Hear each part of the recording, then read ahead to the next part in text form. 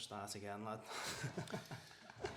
So, welcome to the Roundabout podcast. Nice one, brother. Mikey Wileman. Yeah. Thanks for coming on. No worries, champ. And we're just going to talk about random stuff. So, Yeah.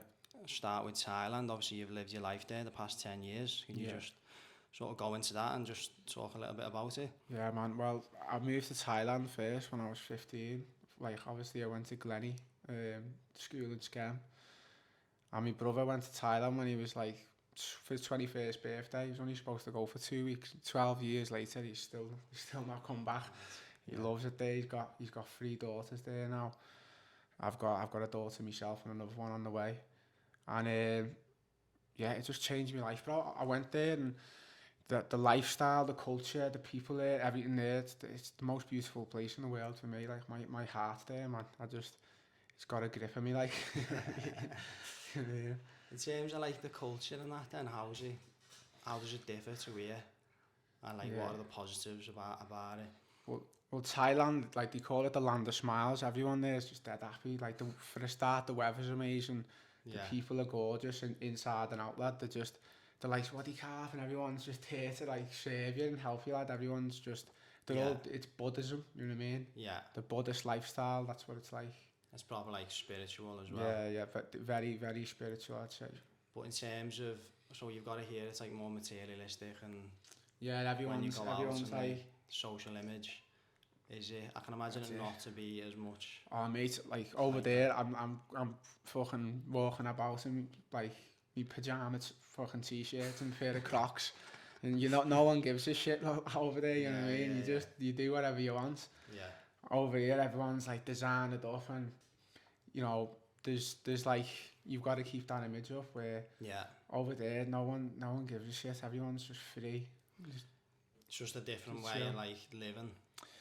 It's the best way to live, I reckon. I love it. I think everyone should go over there and see the different culture change. You know, I feel sorry for a lot of people that stay in England and don't leave, or you get there's nothing wrong with the country, but it's just, for me personally, like I just love the life out there, the life that I've got out there. I love it, but I come back to England and, came home for Christmas and see my mum and see my friends and family, and it's amazing. But every time I come back, it's like a big reality check, and I quickly learn why I don't want to live here. Besides, it's fucking freezing as well. But yeah. Yeah, but Ali, how long have you been back here for now? I've been here 6 weeks now. About 6-7 weeks. End of October I came. Yeah. And obviously my mum's moved. We originally from Skam, but my mum moved up to the Lake District, and it's dead chilled up here. It's nice in the mountains and that. It's just no one's here. Just nothing. It's like the fucking town from Hot Fuzz.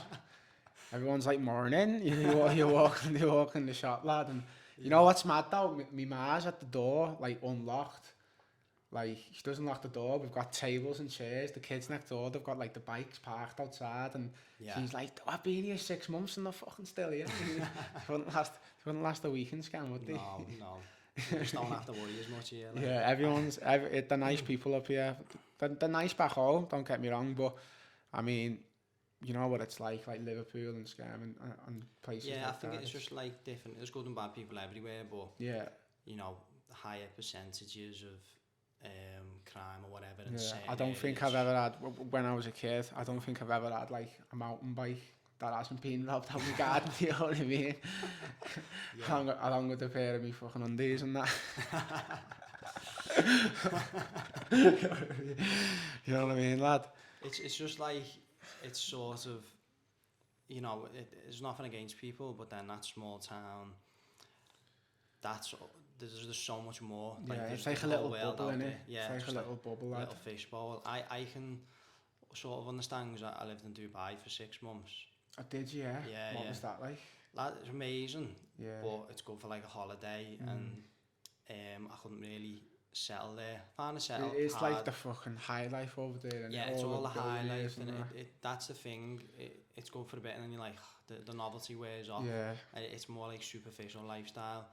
And I thought, like, I just can't maintain this. I'm not staying here forever. It's all for like Instagram. Yeah. Thailand's like, everyone says it's dead cheap in Thailand. It is cheap, but you can it depends how you want to live, you know what I mean? Like going shopping, got all the import tax and everything, so that's expensive. But if you're just eating Thai food and going to the gym and going to the bars and just living like the Thai life, so to speak, you can you can stretch your money out there, and I love it, man. Like, it's sound. Well, like you were saying though, it's more like sometimes like nature, and now there's more like stray animals and wild dogs. Oh, lad, there's stray dogs everywhere. Like, you go to the shop, lad, and like you'll be followed by a dog 100%, and it's boss though. Like, they're only harmless.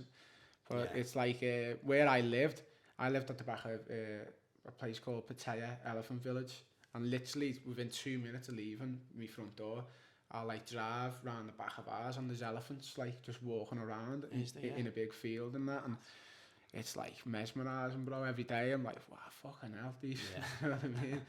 I'm from Ashbank, lad. You don't see fucking. Well, there's a few elephants, like, but. I do want to get over there myself, like, probably. Yeah, lad. It's aren't I? You'd love it, lad. It's fucking. It's spectacular, bro. Best place in the world.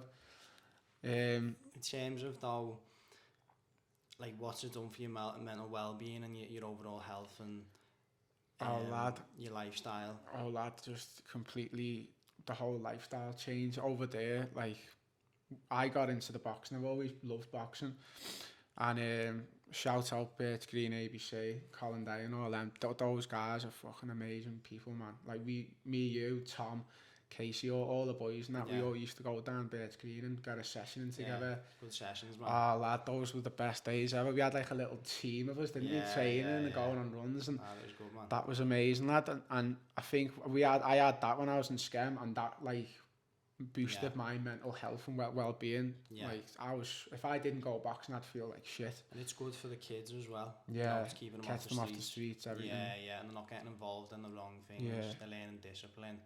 It's giving them purpose. That's it, bro. And value. Like, in Thailand, the difference there is like it's all Muay Thai, but like in Pattaya, in my like town where I live, there's about 100 gyms. They're everywhere, and the kids are training there from like the age of 5 years old, and by the time they're like 12 years old, they're like 100 fights. You know what I mean? It's amazing, like the fight culture out there, and like every day I'll be going to the gym, doing a bit of Muay Thai, doing a bit of boxing. Whereas in England, it's sort of like, you know, you got to go out. You got the Birds Green, but it's on a Monday, Wednesday, Friday, and it's like an hour circuit. Where over there, it's like you go to the gym and they're training all day for hours, and it's every day, and it's just everywhere non-stop. So I think like to go there on holiday to train, and if you want to get healthy and get fit, and you know, not just go for a party and all that, you can definitely do that and you feel amazing. You know what I mean? Yeah. So talk about Bob Sapp. My man, Uncle Bob. Right, so to cut a short story long, Bob Sapp, man, everyone obviously he's a legend, you know what I mean? I was watching him when I was a kid, having fucking kickboxing fights in Japan and that. Yeah. And one day I'm in the gym just training, and in walks Bob Sapp, and I'm like, what the fuck, that's Bob, you can't miss him, you know, he's a unit. Like, and he's just walking in, and he's like, he's doing like a TV show, like an online series thing for this Japanese program or something. He's got a camera crew with him and that. And he's like, we want some extras to film like for this Japanese TV show. So I don't know what possessed me, lad, but I thought, there's Bob Sapp. The first thing I did, lad, was got on my motorbike and drove to 7-Eleven and got a family-sized pack of Kit Kats because I was going to get a drink, and I came back. Yeah, Bob, mate, lad, I got you some Kit Kats today. And he was like, thanks, and he really appreciated it, and like he was like, I understand like you're a boxer and you can hold pads and that, and I was like, yeah, fucking. So I ended up holding pads with Bob Sapp. I couldn't believe it. I was like, this is fucking, what the fuck's going on? This is mad. Yeah. And then like we sort of befriended him because he lives in Thailand. He lives in Chiang Mai, but he comes down to Pattaya sometimes, and he likes to train in the gym where I trained, and so we become friends. And he met my older brother and came to the house, and that had a few barbecues in the house. So to become friends with a guy like that who's like been in movies with Adam Sandler, and fighting around the world. Everyone knows him. It's quite insane. And then one day he was having a fight at this Rise 13. It's like a big, it's like a UFC, but Japan's like UFC. And he was like, Mike, Kay, do you fancy coming with us to Japan? Yeah. And doing me corner and that. Oh, I was like, it's a clash, what the fuck? I couldn't believe it, lad. I was like, what the fuck? What does he want to do with me? I'm from Thanos, lad. I'm going to do some Bob Sapp's corner in Japan. There's 40,000 people there. And, lad, I couldn't really, it's beggar's belief, really. Couldn't really get over it. Yeah. Like, how that managed to happen, but it did. And just one of them fucking I've seen it, like, stories. On your social media and that, though, the people you met there, like, it's just... Yeah, well, Pattaya's, like, it's kind of like the Asian fucking Ibiza. Like, people go there, there's loads of expats, loads of, like, Irish bars, and the nightlife there is amazing. So, Nigel Ben's been over, and he was doing, like, there was a charity boxing event on, and I was, like, absolutely blitzed, drunk, in the crowd, and Nigel Ben walks in, he's like, hey, in comes Nigel Ben, and we're all giving him a standing ovation.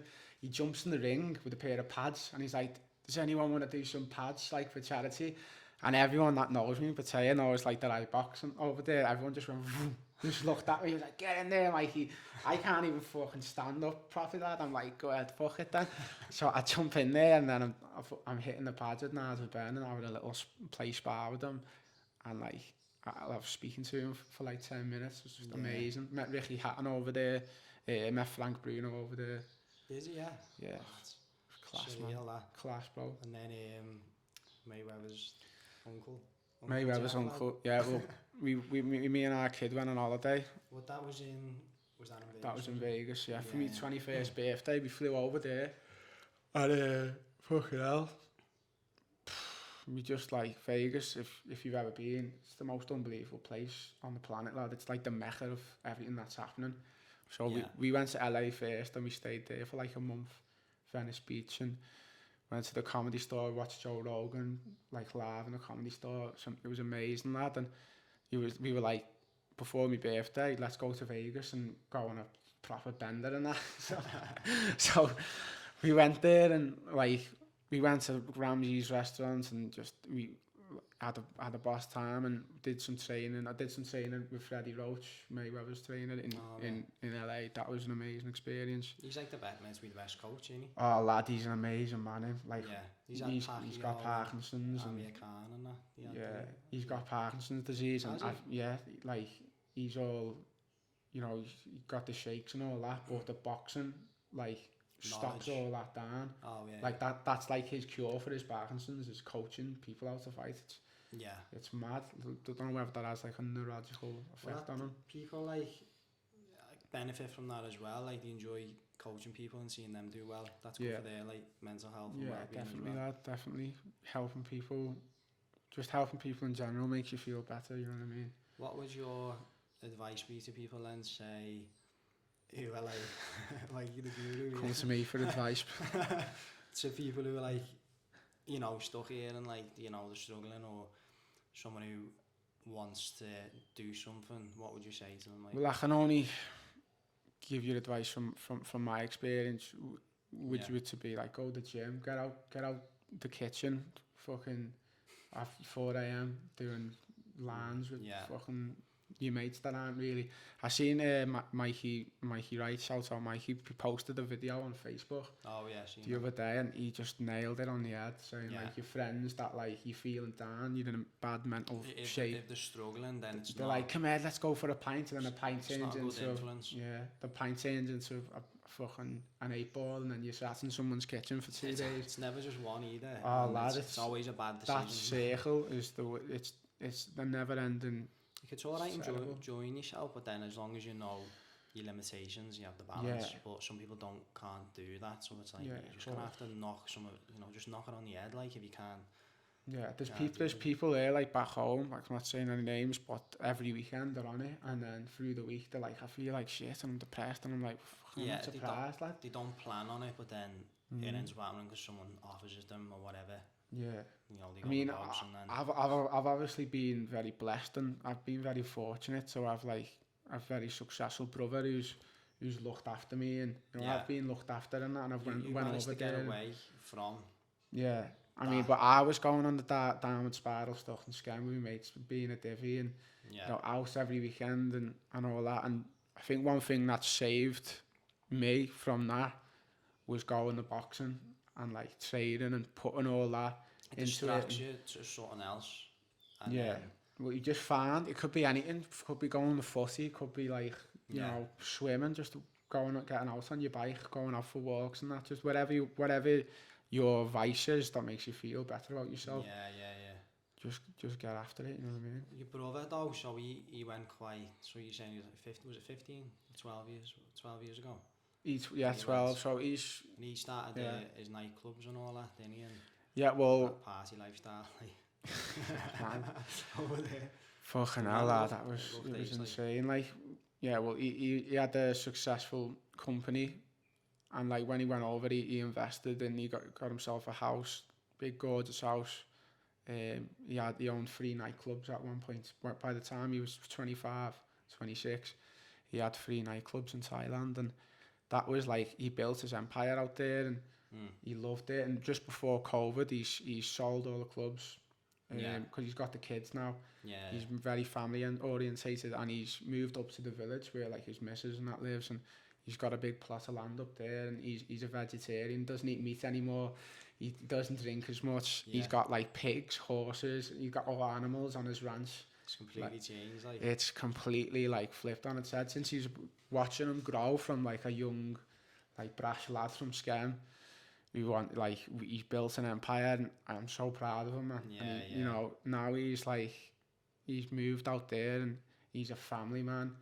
And he just chills and sits off with his pig and that. As you watch them on Instagram, he's got horses and pigs, and the pig's like his dog. The pig's like a dog, lad. It's crazy, and it was funny because I went up there and the pig's like just ran through the living room, and it's Paulie the pig. That's the pig's name, lad. And he's like, lad, look at this, and he's just stroking the pig, and he's looking to its eyes, and you can see the pig's soul and emotion. And he's like, don't you fucking dare be eating any more bacon butty. He's like, I swear down.